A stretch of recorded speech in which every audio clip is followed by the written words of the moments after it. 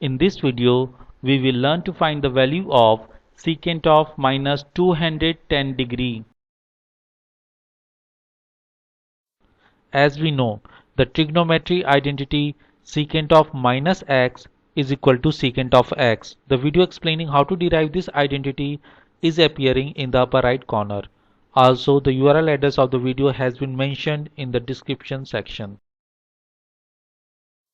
Let us apply the above identity for secant of minus 210 degree. Here x is 210 degree. So secant of minus 210 degree is equal to secant of 210 degree.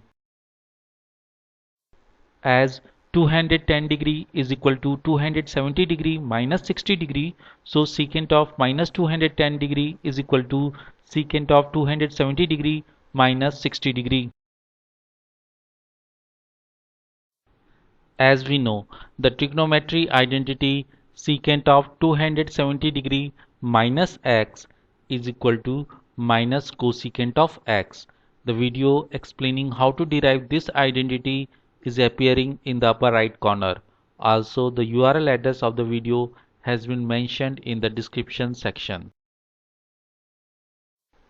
Let us apply the above identity for secant of minus 210 degree. Here x is 60 degree. So secant of minus 210 degree is equal to minus cosecant of 60 degree. As we know, the value of cosecant of 60 degree is equal to 2 upon square root of 3. So we get the value of secant of minus 210 degree is equal to minus 2 upon square root of 3. Thanks for watching this video. I hope you liked this video. Please press the like button if you liked this video. To view latest videos, do not forget to press the subscribe button and to click the bell icon for notification of the latest video.